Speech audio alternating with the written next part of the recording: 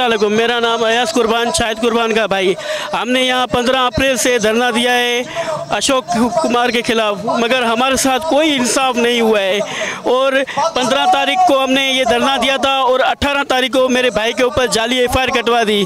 मैं ये अपील करता हूँ अल्लाह काम को हमारे मदद कीजिए, हमारे ऊपर जो ये जाली FIR कटवा रहे हैं इनके ऊपर इंक्वायरी करें। आप इंक्वायरी करें, सच आपके सामने आ जाएगा। और ये हमें धमकियां दे रहा है जान से मारने की। अगर हमें कुछ भी हुआ, मुझे या मेरे भाई को या हमारी फैमिली में किसी को कुछ भी हुआ, उसका जिम्मेवारी सिर्फ अशोक कुमार होगा। हमें इंसाफ दिया जाए। हम हाथ जोड़ के अपील करते हैं, हमारे साथ इंसाफ किया जाए। हम मुसलमान हैं, हम इधर पाकिस्तान के हैं और एक ये गैर मुस्लिमों के हमको धमकियां दे रहा है कि हम तुम्हें मरवा देंगे। और जो है हमें अभी तक कोई इंसाफ नहीं मिला है, पूरा महीना गुजर गया है।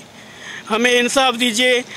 मैं आला काम से यही अपील करता हूँ कि इनके ऊपर इंक्वायरी करो, आपको सच सामने आ जाएगा कि सच क्या है। ये इतना बड़ा माफिया है अशोक कुमार, इसको कोई कुछ नहीं बोलता। जो भी इसके खिलाफ आवाज़ उठाता है, जा तो उसको धमकियाँ देके उसको चुप करवा देता है, जा तो उसके ऊपर जाली FIR कटवा देता है। तो हमारी यही मुतालबा है आला काम से, सर हमारी मदद कीजिए। आप सिर्फ इंक्वायरी करें, सिर्फ इंक्वायरी करें, सच आपके सामने आ जाएगा। ये DSP जमजमा में इसकी ऑफिस है। मेरे भाई के अपने इसमें प्रोजेक्ट है, उसके क्लाइंट के हैं। उन्होंने हमारा जीना हराम कर दिया है।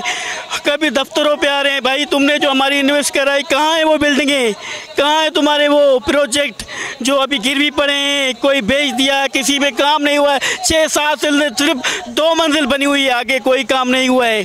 तो वो हमारे घर पे आ रहे हैं, इतना हम परेशान, हमारा कारोबार ख़त्म हो गया, हम रोड पे आ गए, हमारे पास खाने के लिए कुछ नहीं है। इधर बैठे हुए सारा दिन हमारे जिस हालात से गुजरे हैं, ये हम अपील करते हैं हाथ जोड़ के, सिर्फ आप इंक्वायरी करें, आपको सच सामने आ जाएगा। हमारे ऊपर रहम करें, करम करें, हम मुसलमान हैं।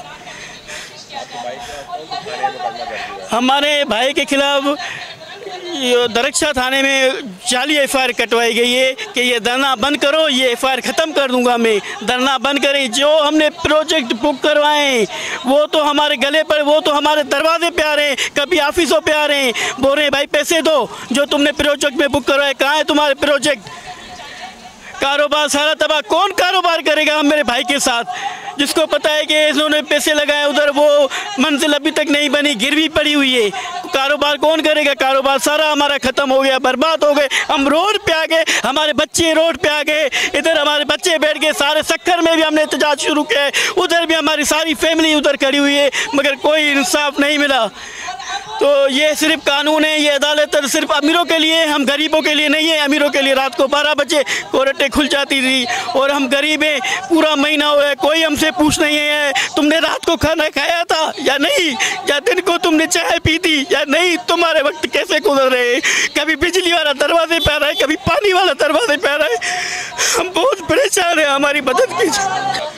तकरीबन 60 से 70 करोड़ में हमने इन्वेस्ट करा है, जिसमें हमारे भी हैं और हमारे इन्वेस्टरों के भी हैं।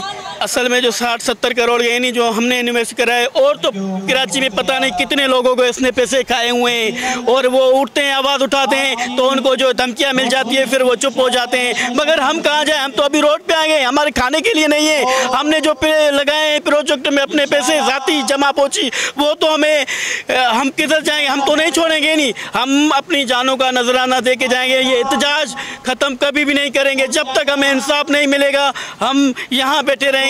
अशोक कुमार, अगर हमें कुछ भी हुआ उसका जिम्मेदार सिर्फ अशोक कुमार होगा और नवीद नैयर होगा जो कनाडा भाग गया है।